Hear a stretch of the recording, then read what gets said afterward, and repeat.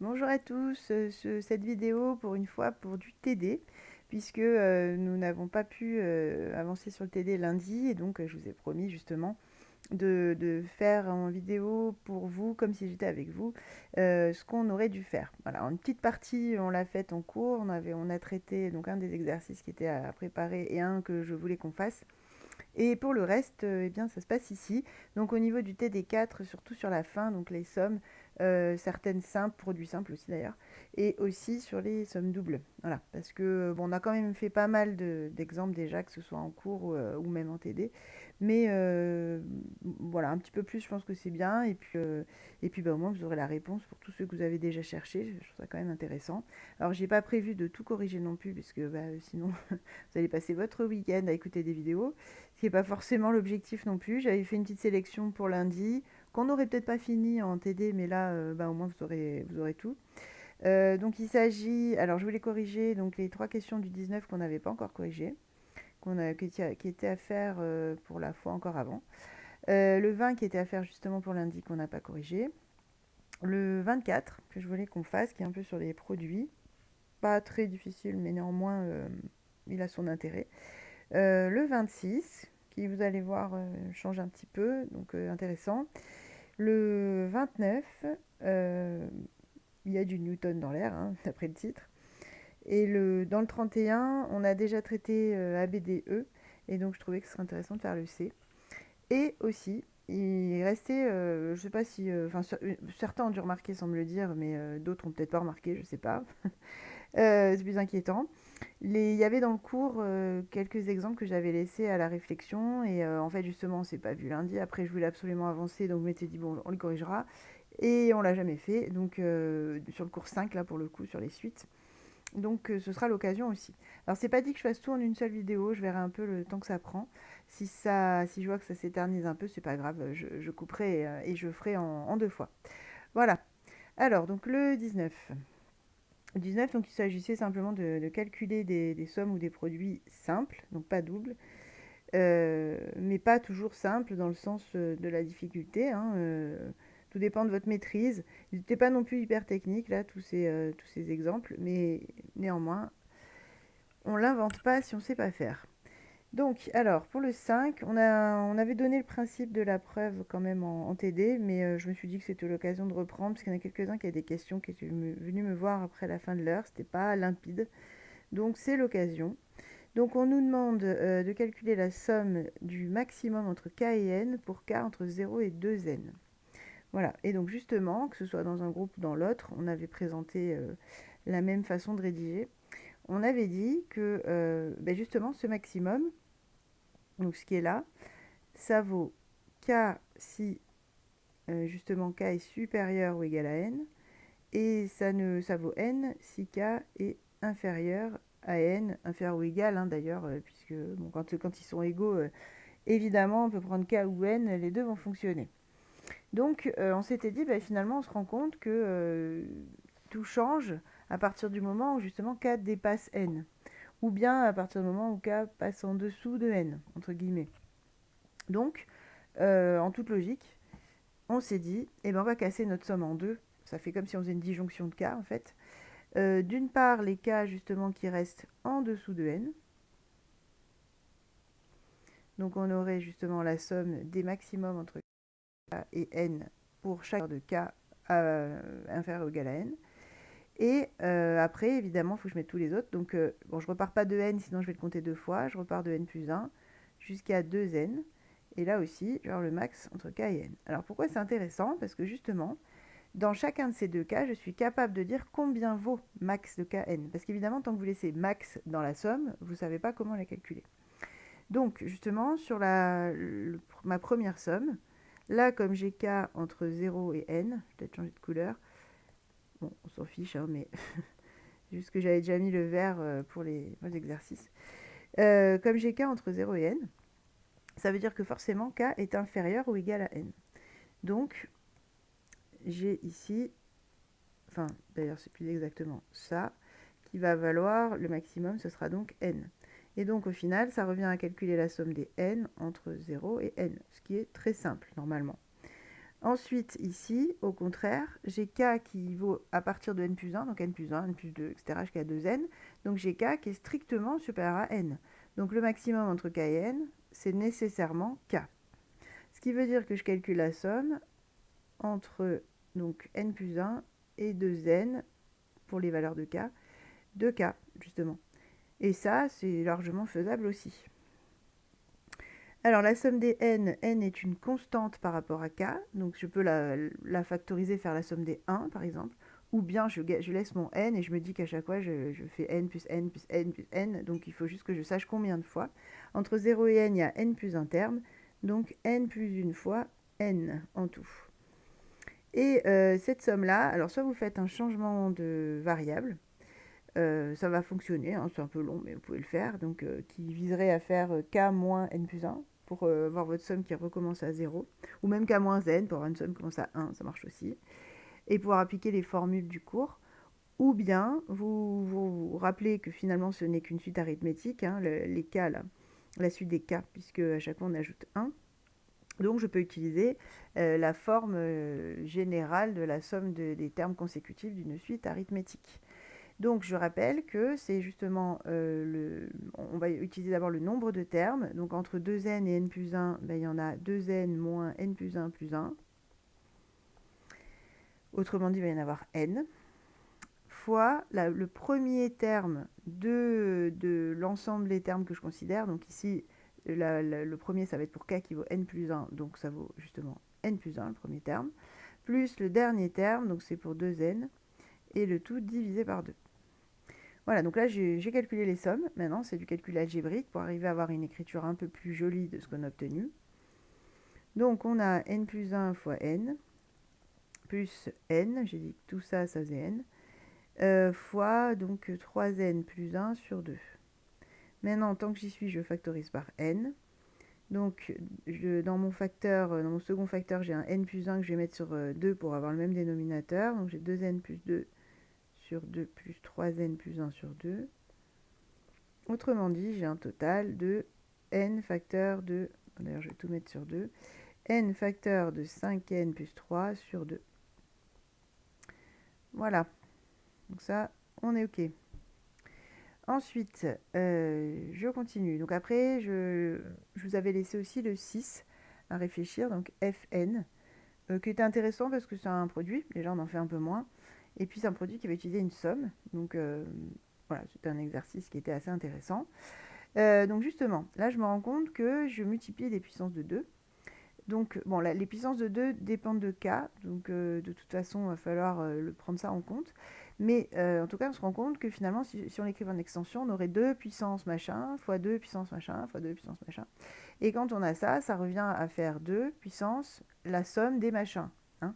Donc ici ce serait du coup la somme des 1 sur k facteur de k plus 1, pour k allant de 1 à n. Donc au final, notre produit, il se ramène à un calcul de somme.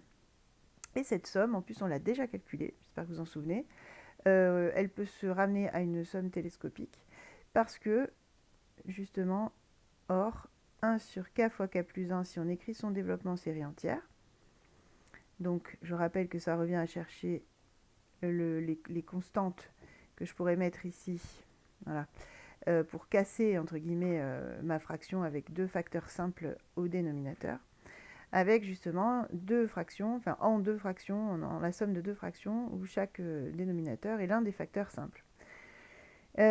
Donc, bon, je ne vais peut-être pas tout redétailler, donc une technique qui marche bien, c'est de mettre sur le même dénominateur et d'identifier.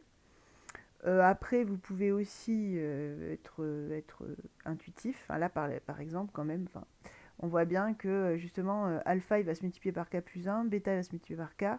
Donc pour obtenir 1, bah, k plus 1 moins k, ça marche plutôt bien quand même. Donc alpha égale 1, bêta égale moins 1. Après, si vous ne le voyez pas comme ça, bah, vous faites l'identification. Ou bien, on le verra un peu plus tard, il y a des techniques, je multiplie par k et je remplace par moins 1 pour trouver la constante de k plus 1. Je multiplie par k plus 1, je remplace par k, et je remplace par 0, pardon, pour trouver la constante de k. Ça marche aussi. Bon, peu importe, on n'est pas sur un cas très compliqué, faites comme vous voulez. On va avoir donc alpha, je vais remplacer directement, qui vaut 1, et bêta qui vaut moins 1. Tout ça pour dire que notre Fn devient donc le 2 puissance somme k égale 1 jusqu'à n des 1 sur k moins 1 sur k plus 1. Et donc on se rend compte que c'est une somme télescopique puisqu'elle est de la forme ak moins ak plus 1. C'est bien une même suite dont j'utilise les deux termes consécutifs. Et là, donc, ça se télescope. Il va nous rester plus que les deux extrêmes. Donc, il va me rester ici 2 puissance, donc 1 pour la plus petite des valeurs. Et pour la plus grande, c'est quand k vaut n. Donc, il va me rester 1 sur n plus 1. Et voilà, on ne pouvait pas aller plus loin. Hein. Là, on a déjà une écriture qui est quand même bien simplifiée par rapport à ce qu'on a vu au départ. Donc, Fn, on est bon. Ensuite, donc, je vous avais laissé Hn. En fait, j'avais sélectionné, pour tout vous dire, celle qui posait le plus problème. Je pourrais dire 2 mots sur celle qu'on n'a pas faite, si vous voulez au moins avoir la méthode à chaque fois. Mais clairement, voilà, celles qui pouvaient poser problème, je les avais sélectionnées pour qu'on les fasse ensemble. Donc justement, là, c'est encore un produit. Vous avez moins l'habitude, mais ça se fait quand même très bien. Il y a plusieurs façons de le prendre, ce produit.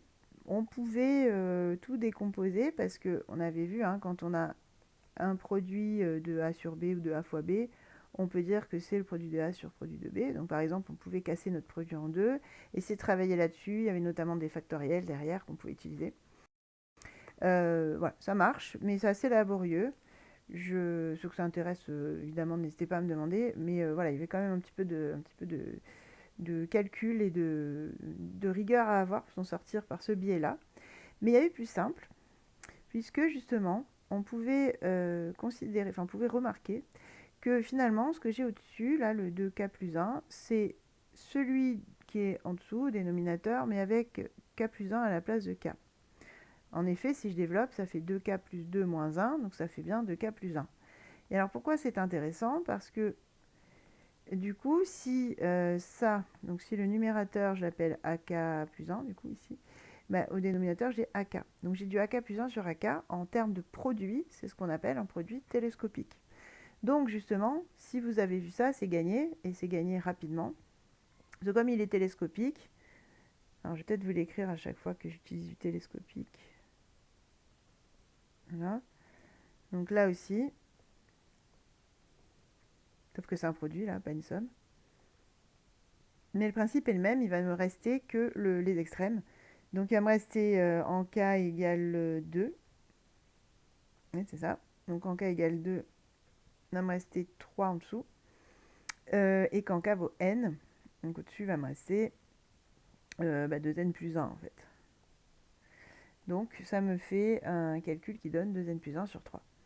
En deux calculs, voilà, en deux étapes. Si vous ne l'aviez pas vu, justement, que vous lanciez, comme je disais dans le calcul, inévitablement, vous allez avoir un calcul avec des factoriels, etc. Là, pour le coup, c'était plus long. Je pense qu'il fallait compter une petite demi-page. Voilà.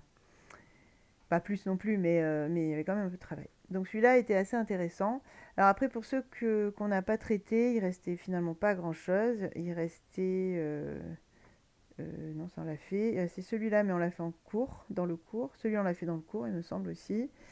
Voilà, il restait celui-là, qui est un produit télescopique aussi. Donc si je voulais vous y pencher, ça prend 3 secondes. C'est comme si j'ai AK sur AK plus 1. Donc là, ça se fait de visu en fait. Hein. Il va me rester donc la plus petite valeur, donc 5, K égale 5. Et après, pour la plus grande, N plus 1. Donc ça fera 5 sur N plus 1. Si je prends la 9, c'est une suite de termes, une somme des termes consécutifs d'une suite géométrique. Je vais y arriver. Donc vous appliquez directement la formule. Hein.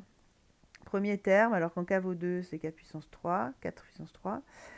Multiplié par 1 moins la raison, donc ici c'est 4, fois le nombre de termes, entre n et 2, il y a n moins 1 terme, n moins 2 plus 1, sur 1 moins 4, et après c'est juste une histoire de calcul.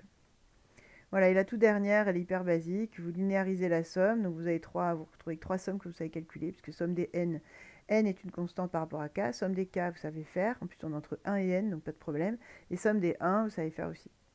Voilà, c'est pour ça que celles-là, je ne les avais pas sélectionnées dans nos priorités.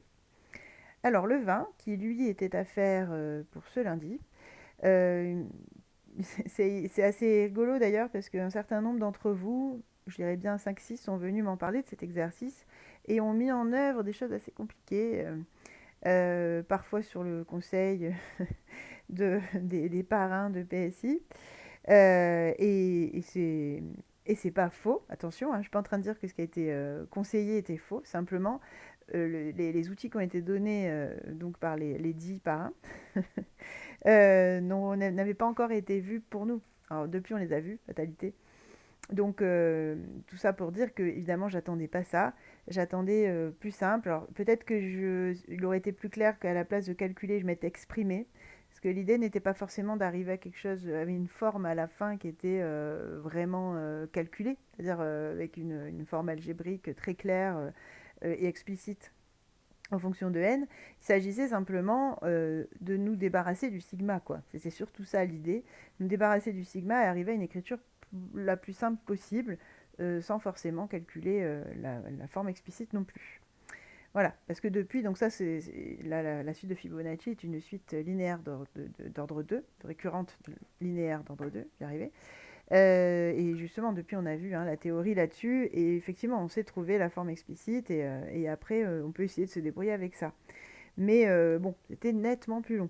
On passait d'une demi-page à 2 ou 3 pages, donc, pour faire les 3 questions. Hein. Donc bon, désolé pour ceux qui se sont lancés là-dedans. Bon, en même temps, vous avez appris des choses, c'est pas perdu.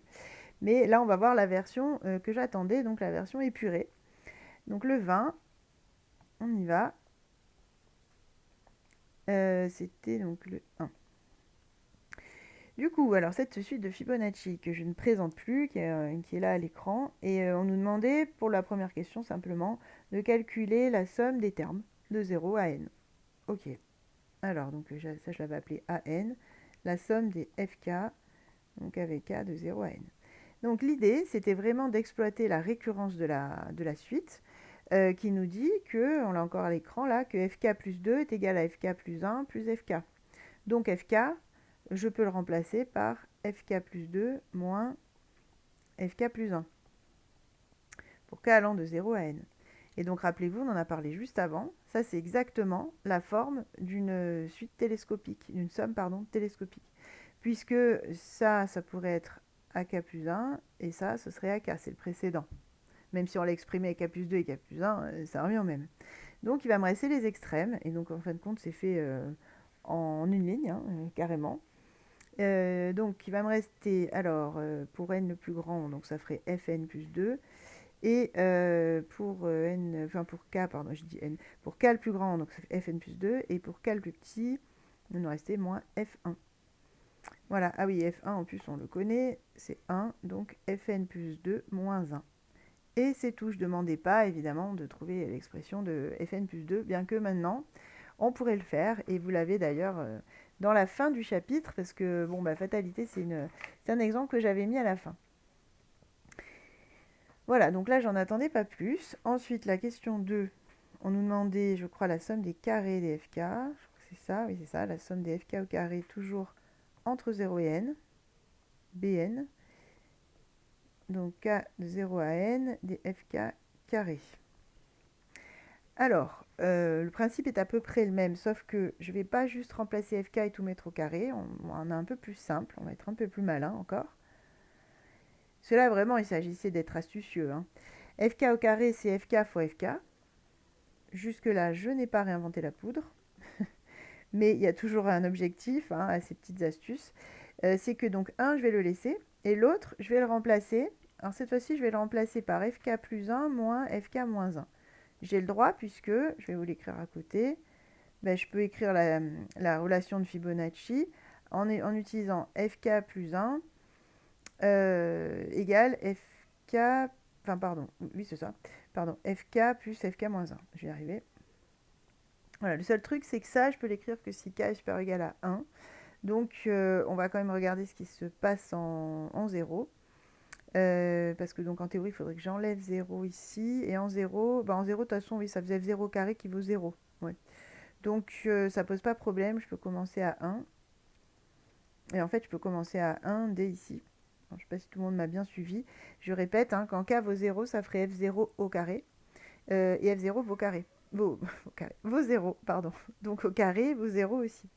Ce qui veut dire que, en fait, il vaut rien. Donc, dans la somme, il va rien changer. Que je commence ma somme à 0 ou à 1, j'aurai le même résultat.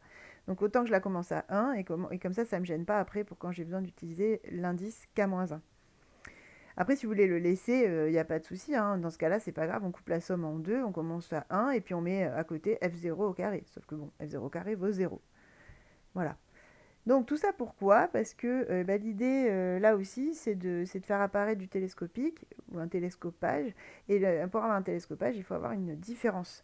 Donc j'ai fait en sorte de faire apparaître une soustraction sans perdre l'aspect télescopique. C'est-à-dire que je vais bien avoir, je vais vous l'écrire, je vais bien avoir d'un côté un terme ici donc que je pourrais appeler AK plus 1. Et après, j'ai FK, FK-1 qui en fait correspond à AK. Si je remplace tous les K par K-1 dans le premier, j'obtiens le deuxième. Donc, j'ai bien une somme télescopique. Donc, c'était vraiment un exercice sur le télescopage, hein, clairement. Et donc, il me reste, pareil, toujours les valeurs extrêmes. Donc, ici, il va me rester... Alors, pour K égale N, il va me rester Fn, Fn plus 1. Et pour K égale 1, il va me rester F1, F0. Et comme F0 vaut 0, en fait, il reste Fn, Fn plus 1. Donc voilà pour la deuxième. Et pour la question 3, on nous demandait, donc je présume que je l'ai appelé Cn, oui c'est ça, on nous demandait la somme des 1 sur Fk-1, Fk plus 1. Donc somme des 1 sur Fk-1, Fk plus 1. Pour k allant de 2 à n. Voilà, donc là, alors évidemment, alors pourquoi on a commencé à 2 cette fois? Parce que si k vaut 1, ça fait F0. F0 vaut 0, donc on va avoir du mal à le mettre au dénominateur en tant que facteur, comme ça. Et si k vaut 0, l'indice k-1 n'a pas de sens. Donc forcément, du coup, on commence à k égale 2. Alors, là aussi, il s'agissait d'être astucieux et de remarquer... alors, comment je vais... en fait, c'est un petit peu le même principe que tout à l'heure. Comment je vais vous le justifier? Parce que ça m'a paru évident, puis d'un coup, là, je suis en train de me dire, oui, ça allait peut-être pas pour tout le monde. Donc, l'idée, c'était de faire comme une décomposition en éléments simples, sauf que c'est pas une décomposition en éléments simples ici, mais d'obtenir une autre écriture. En fait, comment je vais vous écrire ça? Parce que donc, on remarque... Hein, je vous avoue que d'un coup, je me souviens plus comment je l'ai remarqué, mais je l'avais remarqué. Justement, on remarque on peut écrire ça comme ça. Alors, bon, on le vérifie facilement. Je suis juste en train de me demander pourquoi j'avais fait ça. Attendez, FK-1, FK et FK, FK plus 1, oui, c'est ça. Parce que du coup, si on met sur le même dénominateur, ici, ça fait FK, FK plus 1, moins FK-1, FK. Le tout sur... Oui, c'est ça. FK-1, FK, au carré, FK plus 1. Oui, c'est ça. Oui, en fait, c'est parce que j'ai dû utiliser, sans le préciser dans ma note et dans ma trace écrite, j'ai dû utiliser justement ce qui a été fait juste avant sur FK au carré. Parce que du coup, effectivement, ce qu'on obtient au-dessus, c'est justement FK au carré, puisque c'est exactement ce qu'on a calculé tout à l'heure, là, quand on a remplacé un des deux FK. Donc en fait, on obtient FK au carré sur FK-1, FK carré, FK plus 1. Voilà, et donc ça enlève ça, et donc on a bien la même chose. Ouais. Alors comment j'y ai pensé, je vous avoue, oui, en fait, je pense que j'ai vraiment, j'ai multiplié par FK au carré, numérateur et dénominateur par FK au carré, pour avoir une autre écriture, parce que j'avais remarqué que dans FK au carré, il y avait une soustraction, ça qui m'intéressait. Parce que là aussi, hein, l'idée est d'aller vers une télescopique. Donc j'ai essayé d'avoir du télescopique. Donc je vais vous le présenter comme ça. Je pense que c'est le cheminement que j'avais eu. Donc je répète, je la refais. J'ai dû en perdre quelques-uns là, mais restez accrochés, je vais vous expliquer. Oui, donc l'idée c'était de pouvoir écrire cette fraction autrement, et tant qu'à faire avec une soustraction, pour pouvoir télescoper, parce que justement sur Fibonacci, en fait, on n'a pas d'expression. Donc, à part du télescopage, ou bien aller chercher l'expression, mais comme je disais, c'était long. À part ça, on n'a pas beaucoup de possibilités de s'en sortir. Et justement, on avait remarqué tout à l'heure que FK au carré pouvait s'écrire comme quelque chose qui se télescopait. Et donc, je m'étais dit, bon, finalement, essayons. Je mets du FK au carré au numérateur. Si je le fais au numérateur, je suis obligée de le faire au dénominateur. Voilà, donc je multiplie les deux par FK au carré. Et après, FK au carré, je peux le remplacer par ce qu'on avait trouvé juste au-dessus. Donc, FK plus 1 moins FK moins 1. Donc c'est pour ça que je l'ai fait, justement, c'est ça qui m'intéressait. Et après, je vais casser en deux fractions pour avoir ma fameuse soustraction que je voulais. Et je vais voir ce qui se passe. Donc, FK plus 1 sur FK moins 1, FK plus 1, FK au carré, moins... Alors ce sont des F à chaque fois, même si je ne les fais pas bien. Pas des P ou je ne sais quoi. Hein. FK moins 1, FK plus 1, FK au carré. Voilà. Et là, c'est là qu'on se rend compte qu'il y a des simplifications intéressantes. Donc le FK, il enlève un FK au dénominateur, FK-1 aussi. Donc il me reste au final ce que j'annonçais tout à l'heure, c'est-à-dire la somme entre 2 et n de 1 sur FK-1 FK moins 1 sur FK plus 1. Voilà. Oui, donc désolé, il a fallu que je retrouve le cheminement. Voilà, j'enlève tout ça. Voilà, alors pourquoi c'est intéressant? Justement, parce qu'on en arrive à ce qu'on voulait. C'est-à-dire que ça, on pourrait l'appeler, enfin lui, disons, on pourrait l'appeler AK, et là on aurait AK plus 1. Donc on a la différence entre AK et AK plus 1, ce qui est donc bien télescopique, puisqu'on additionne ça après entre 2 et n. Donc il va nous rester, donc alors, pour le cas le plus petit, ça fait 2, c'est 2, donc ça nous fait 1 sur F1, F2, moins, et pour cas le plus grand, 1 sur Fn plus 1. Voilà. Sachant que le premier, on peut le calculer. F1, on sait qu'il vaut 1. Et F2, c'est F0 plus F1. Donc, ça fait 1 aussi. Donc, ça nous fait 1 moins 1 sur Fn plus 1. Voilà pour celui-là. Donc, l'air de rien, on a quand même bouclé déjà nos deux exercices qui étaient à faire et qu'on n'avait pas eu le temps de corriger. Voilà, donc j'espère que sur Fibonacci, ça a levé un peu le mythe, hein, parce qu'il n'était pas très compliqué en fait, hein, cet exercice. Mais bon, effectivement, il fallait le prendre par le bon bout et surtout, il fallait peut-être comprendre ce qu'on attendait. Alors ça, peut-être, autant pour moi, c'est peut-être moi qui n'ai pas été assez clair, mais je ne pensais pas que vous alliez aller chercher, je vous avoue, des outils qu'on n'avait pas encore vus. Donc, du coup, je m'étais dit, bon, la seule chose qu'ils peuvent faire, c'est du télescopage. Bon, y en a qui ont plus d'imagination que moi, ce qui est aussi une qualité. Le 24. Donc, alors le 24 pour le coup, ça c'est pas un qu'on avait, enfin que vous aviez à préparer, c'est d'autant plus intéressant. Donc là, ce que vous pouvez faire de votre côté, c'est couper la vidéo, essayer de le faire, c'est un bon entraînement. Hein.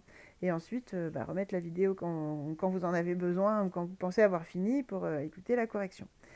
Donc moi, de mon côté, je continue évidemment. Donc le 24, je vais le faire par là. Le 24, il s'agissait de démontrer l'égalité d'un produit, donc c'est un petit peu différent. Là, on nous donne ce à quoi on veut arriver, et heureusement qu'on nous le donne justement, ça évite de partir dans quelque chose qui n'était pas du tout demandé, qui serait de calculer par exemple le produit d'origine. C'était pas ça qui était demandé. Là, on voulait obtenir une autre écriture de ce produit. Et voilà, savoir si vous êtes capable de passer de l'un à l'autre. Alors, bon, je vais prendre celui de gauche par exemple pour arriver à celui de droite. Ça paraît plus logique là, hein, puisque celui de gauche a l'air un peu plus complexe que celui de droite. Donc en général, on sait mieux faire dans le sens de la simplification que le contraire. Donc je pars de celui-là. Bon, qu'est-ce que je peux en dire? Déjà, je peux factoriser le 4K-2 par 2. Alors ça a l'air bête, mais regardez ce qu'on doit obtenir. On doit obtenir juste P. Alors il y aura sûrement un changement de variable, certes, mais il n'y a plus de soustraction par exemple. Enfin, on a quelque chose qui est plus compact, donc on essaye tant qu'on peut élaguer. Donc j'ai mon 2 peut se mettre en facteur, donc ça me fait 2k moins 1, k égale 1 jusqu'à n. Je rappelle que quand vous sortez, entre guillemets, une constante factorisée d'un produit, attention, c'est pas une factorisation comme quand vous avez une somme. Donc quand c'est une factorisation, je la mets entre guillemets devant une seule fois pour tout le monde. Quand c'est un produit, ça veut dire que ce 2 là, il se multiplie à chaque fois. Donc c'est 2 fois 2k-1 pour k qui vaut 1, fois 2 fois 2k-1 pour k qui vaut 2, fois 2 fois 2k-1 pour k qui vaut 3, etc. Donc le 2, il apparaît à chaque terme qu'on multiplie. Donc si on veut le sortir, entre guillemets, de notre produit, il va sortir, oui, mais avec la puissance qui correspond au nombre de termes qu'on était censé multiplier avec lui.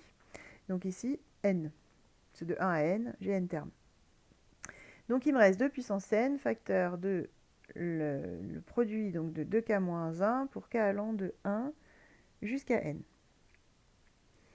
Bon, arrivé là.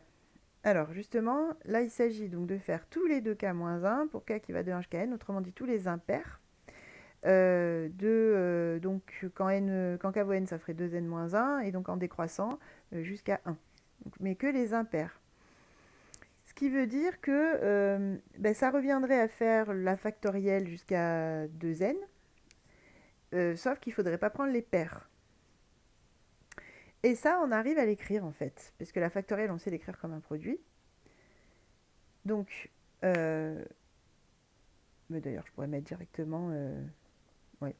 Je vais pas m'embêter tant qu'à faire. Je vais écrire directement en fait ce que je vous ai dit. Je suis en train de me dire, je vais l'écrire comme un produit, mais ça sert à rien.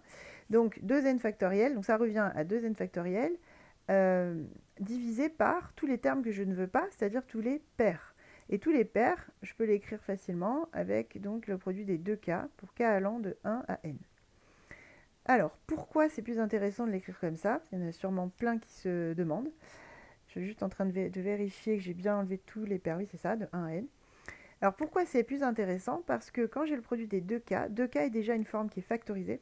Donc, mon produit, je peux enfin, mon 2, déjà qui est une constante, je peux le sortir. Je pourrais même d'ailleurs écrire que c'est le produit des produits. Je pourrais écrire produit de 2 fois produit de k. C'est vrai aussi. Alors que quand j'ai 2k-1, le produit d'une soustraction, je ne peux pas casser, je ne peux rien faire. Je ne peux pas sortir le 2 puisqu'il n'est pas factorisé dedans, alors sinon je vais me retrouver avec des 1,5. Et je ne peux pas non plus casser le 2k-1 en produit de 2 et produit de k-1, par exemple, pas possible. Donc c'est plus intéressant d'avoir un produit de 2k qui n'a pas de soustraction, parce que du coup je vais pouvoir appliquer les propriétés du produit, justement. Donc c'est pour ça que j'ai fait ça. Maintenant je continue, donc j'ai 2 puissance n fois 2n factoriel sur, alors justement, mon 2, si je le sors entre guillemets, en fait je fais le produit des 2 fois le produit des k. Produit des 2, donc ça fait 2 puissance n. Et ensuite tu vas avoir donc le produit des k pour k allant de 1 jusqu'à n. Donc mes 2 puissance n, ça m'arrange puisqu'ils se simplifient. Et donc il me reste ce produit des k de 1 jusqu'à n, autrement dit n factoriel. Donc j'ai 2n factoriel sur n factoriel. Ce qui revient à dire qu'il va me rester, en fait, alors je vais vous l'écrire en extension exceptionnellement pour qu'on se comprenne bien, il me reste le produit de tous les facteurs entre n plus 1 et 2n en fait. Puisque tous ceux à partir de n se sont simplifiés avec le n factoriel qui était au dénominateur. Donc il ne me reste plus que ça. Et donc ça, je peux très bien l'écrire comme le produit des p pour p allant de n plus 1 à 2n. Et c'est exactement ce qu'on vous demandait d'obtenir. Voilà, donc là c'est vraiment juste un jeu sur les produits, les propriétés du produit, etc. Et puis un peu d'astuce aussi, d'essayer de commencer à avoir un peu de recul sur, en fonction de ce que vous voulez obtenir, les choix que vous faites dans votre stratégie, dans vos astuces. Voilà pour le 24. Ensuite, donc j'avais prévu... Ah oui, le 26. 26, intéressant parce que là pour le coup c'est un exercice. Autant le 24, je pense que certains ont réussi tout seuls déjà. Le 26, peut-être moins, parce que c'est une forme d'exercice un petit peu différente. Donc le 26, qui d'ailleurs fait intervenir des polynômes presque sous la forme selon laquelle on les verra quand on fera le chapitre sur les polynômes. Donc bon, on commence à toucher des choses qu'on verra un peu plus tard, mais j'ai présenté ça d'une manière qui a priori est abordable dès maintenant, donc c'est pas un problème. Donc là, on vous dit écrire le polynôme. Donc là, je parle bien de polynôme et pas de fonction polynomiale. On verra hein, la petite différence qu'il peut y avoir entre les deux. Mais vous, pour l'instant, vous pouvez considérer qu'il s'agit d'une fonction polynomiale. C'est pas un problème. Donc x carré moins 2x plus 1. Donc on voudrait l'écrire comme combinaison linéaire des polynômes qui sont donnés en dessous. Donc combinaison linéaire, j'espère que tout le monde maintenant sait bien ce que ça veut dire. Ça veut dire que j'ai le droit de éventuellement de les multiplier par des constantes et après d'additionner entre eux comme on veut en fait. Donc ça serait A fois P0 plus B fois P1 plus C fois P2 avec A, B, C qui sont des constantes. Ça c'est ce qu'on appelle donc une combinaison linéaire de P0, P1, P2. Ok, bon, donc déjà ça dans un premier temps on peut le faire, c'est pas bien difficile a priori. Il y a là aussi plusieurs façons de s'y prendre. Soit je dirais assez intuitivement. Je vais essayer de vous le faire d'ailleurs, comme ça on verra s'il y en a qui le perçoivent. Parce qu'après tout, partout vous pouvez gagner du temps, c'est ça de gagner. Hein.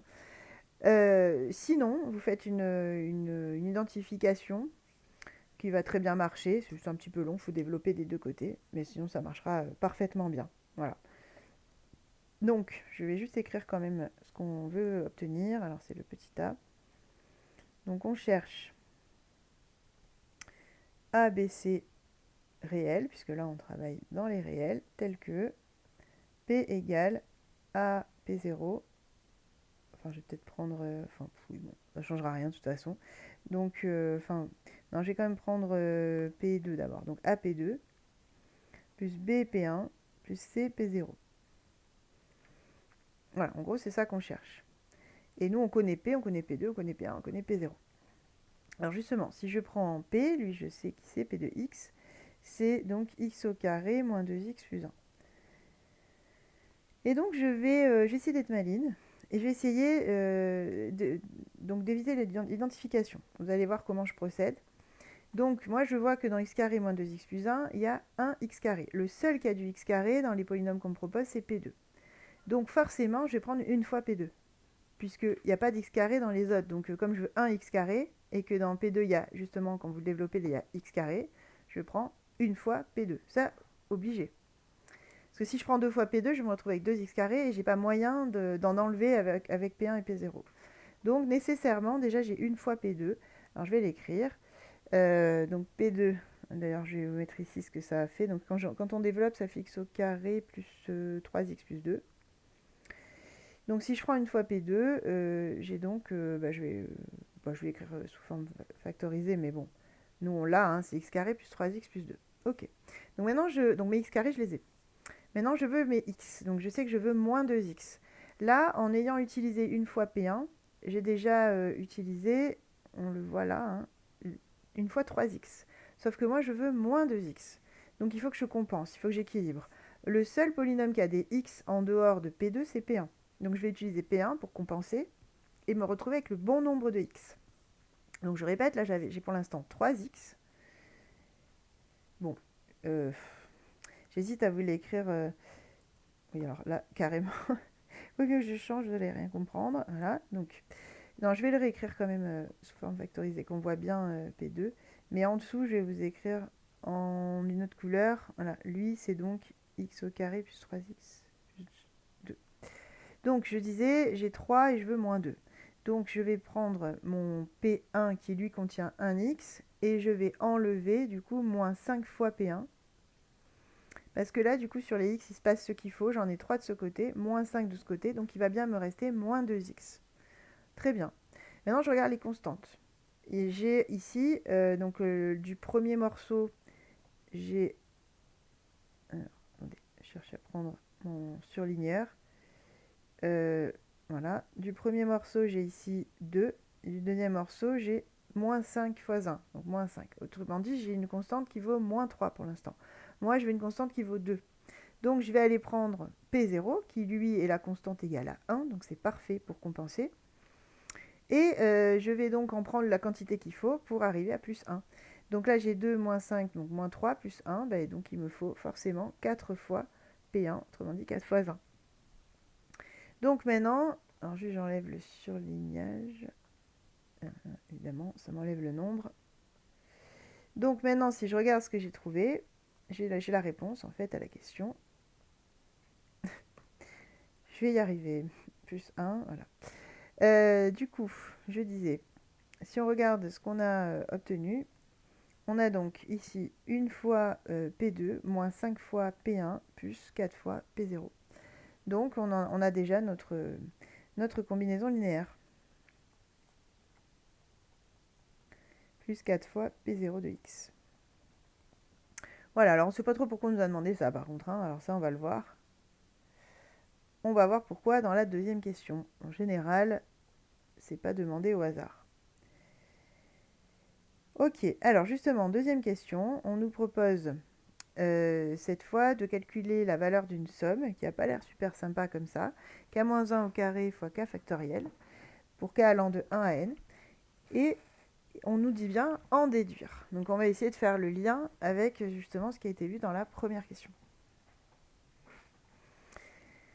Alors on y va, je vais le faire là. Donc Sn qui est la somme pour k allant de 1 jusqu'à n de k-1 au carré k factoriel. Donc on essaie quand même de prendre un petit peu de recul et de se demander quel est le lien. Là, si vous regardez le polynôme qu'on nous a fait étudier dans la question A, c'est x carré moins 2x plus 1. En général, vous le connaissez quand même assez bien. Celui-là, il peut s'écrire aussi x moins 1 au carré, sous sa forme factorisée. Et là, dans la somme qu'on nous propose, comme par hasard, on a k moins 1 au carré. Ce n'est pas un hasard, comme souvent. Il y a aussi des hasards, mais pas tant que ça. Donc là, on peut écrire que finalement, la somme qu'on recherche, c'est la somme des p de k. Alors, je ne peux pas mettre p de x, hein, puisqu'ici, c'est appliqué en k. P de k fois k factoriel pour k allant de 1 à n. Et comme on me dit d'en déduire la valeur de la somme, je me dis, bon, bah, tout à l'heure, j'avais une écriture de p, tant qu'à faire, je vais l'utiliser. Donc à la place de p de k, on va écrire justement la combinaison linéaire qu'on a trouvée tout à l'heure, k égale 1 jusqu'à n. On va avoir donc p2 de k moins 5p1 de k plus 4p0 de k, le tout fois k factoriel. On se dit, bon, ok, pourquoi pas. On continue. Donc justement, si je remplace... alors, je vais en même temps linéariser la somme. Donc dans la première, là, j'ai P2 de k fois k factoriel. P2 de k, P2, rappelez-vous, c'était x plus 2 fois x plus 1. Donc ça nous fait k plus 2 fois k plus 1 fois k factoriel. Donc ça, c'est P2 de k. Moins 5 fois la somme de P1 de k, k factoriel. P1 de k, c'était x plus 1. Donc k plus 1 fois k factoriel. Donc ça, c'est P1 de k. Et plus 4 fois la somme, alors pardon, j'ai pas mis les indices, pour k allant de 1 jusqu'à n, de 1. Donc là, c'est P0 de k. P0, c'est le polynôme constant égal à 1. Donc vous pouvez l'appliquer en ce que vous voulez. Lui, il renvoie 1 tout le temps. 1, 1, 1. Donc P0 de k, c'est 1. Fois k factoriel. Donc là, ça, c'est P0 de k. Voilà. Et en fait, je ne sais pas si vous voyez les choses arriver, j'espère qu'un grand nombre d'entre vous quand même voit un petit peu ce qui se passe. Quand je fais k plus 2 fois k plus 1 fois k factoriel, en réalité, ben, je peux écrire tout ça comme k plus 2 factoriel. Pour k allant de 1 jusqu'à n. Ensuite, ici, même principe. Ah oui, non, c'était bien à 5, pardon. 5 somme de k égale 1 jusqu'à n. K plus 1 fois k factoriel, c'est exactement k plus 1 factoriel. Et ensuite, pour terminer, 4 fois la somme des k factoriels. Là, j'ai rien à toucher. C'était déjà sous cette forme-là. Voilà. Alors, c'est pas encore gagné, puisque on ne sait pas calculer hein, la somme de k factoriel. Vous ne savez pas. Mais on voit quand même qu'il se passe des choses. C'est-à-dire qu'elles se ressemblent, toutes ces sommes. Alors, on va faire en sorte qu'elles se ressemblent encore un petit peu plus. On va faire des petits changements de variables. Donc, celle-là, on peut faire j égale k plus 2. Celle-là, on peut faire j égale k plus 1. Histoire qu'elles soient toutes sous la forme somme de k factoriel. Alors, ce sera des j au début, mais après, ça redeviendra des k. Donc, si on fait k plus 2, on se retrouve avec k égale 3 jusqu'à n plus 2 de j factoriel. Oui, pardon, c'est j, du coup, je me disais, j'ai des k, des j. donc j factoriel, voilà, moins 5 somme, donc j allant de 2 jusqu'à n plus 1 des j factoriel, plus 4. Vous savez quoi, je vais appeler j la dernière, voilà. Comme ça m'évitera de refaire une ligne pour renommer. Là, après tout, la dernière, j'ai fait k égale j, voilà. Et donc, ce qui est intéressant, c'est que là, je vais pouvoir fusionner les sommes sur certains indices. Donc, les indices communs, ce sont les indices de 3 à n. Et tous les autres, je vais les sortir parce qu'ils me gênent pour que je puisse fusionner les sommes. Je ne peux fusionner que si les indices des sommes en question sont exactement les mêmes. Donc, pour la première, moi, comme je veux de 3 à n, je vais sortir le terme en n plus 2 et en n plus 1. Donc, il y a un n plus 2 factoriel plus n plus 1 factoriel qui sort. Plus donc la somme... oui, allez, je vais tout vous écrire. D'allant de 3 à n dj factoriel. Moins 5 fois, donc là, même principe, je sors en n plus 1 et je sors aussi en 2. 2 factoriel, ça fait 2, hein, donc j'ai mis 2. Plus, donc il va me rester la somme, toujours de 3 à n dj factoriel. Plus 4 fois, et là, il faut que je sorte le terme en 1, le terme en 2. 1 factoriel, ça fait 1, 2 factoriel, ça fait 2. Plus donc toujours la somme de 3 à n j factoriel. Voilà, et là on regarde un peu ce qui se passe, donc des sommes là, donc maintenant ce sont toutes les mêmes, hein. Les trois sommes sont les mêmes, donc je vais pouvoir les rassembler. Là en plus c'est vraiment carrément les mêmes, on aurait pu les fusionner même si elles ne sommaient pas la même chose, la même expression de j. On aurait pu l'écrire tous sur une même somme, mais là en plus ce sont les mêmes, donc c'est intéressant. Donc j'ai cette somme là une fois, ensuite je l'ai ici moins 5 fois, et ensuite je l'ai ici plus 4 fois. Donc en fait on peut carrément les supprimer, elles se compensent. Et donc il me reste n plus 2 factoriel. Les n plus 1 factoriel, j'en ai 1 moins 5, donc j'ai moins 4 fois n plus 1 factoriel. Et après des constantes, donc moins 10 plus 12, donc il me reste plus 2. Oui, c'est ça, il me reste plus 2. Ensuite, tout ce que je peux faire, et pas grand-chose, je peux factoriser par n plus 1 factoriel. Il me reste donc n plus 2 moins 4. Après plus 2 plus loin. Donc ça me fait n plus 1 factoriel, facteur de n moins 2, le tout plus 2. Voilà donc pour ce joli calcul. Intéressant cet exercice. Intéressant. Surtout que ça va chercher un petit peu de polynômes, etc. Donc on commence à toucher des exercices qui mélangent plusieurs notions et ça va être vraiment le propre petit à petit de notre travail aussi, de vous apprendre à faire ça. Avec évidemment un point culminant au concours l'année prochaine. Où justement, hein, le but c'est d'évaluer les candidats sur leur aptitude à comprendre les maths. Donc pas forcément à les cantonner, à faire des maths pile dans un chapitre. Vraiment comprendre les maths, savoir les utiliser, c'est aussi savoir faire des connexions entre les différentes notions, parce qu'en réalité, elles sont toutes liées plus ou moins directement. Et c'est là que justement, on peut mesurer la compréhension réelle, le recul qui est pris sur les différentes notions. Donc, bref, bon, ça c'est qu'un prémisse, mais c'est intéressant quand même cet exercice. Voilà, bon, l'air de rien, ça fait quand même un petit moment que je parle, donc je pense que je vais couper là et je ferai la deuxième partie. Déjà, ça vous en fait quelques-uns. Donc, dans la deuxième partie, on fera justement 29, une question du 31 et les petits exercices exemples qui n'avaient pas été corrigés dans le cours. Voilà, merci pour votre écoute et sûrement à très bientôt et bon courage.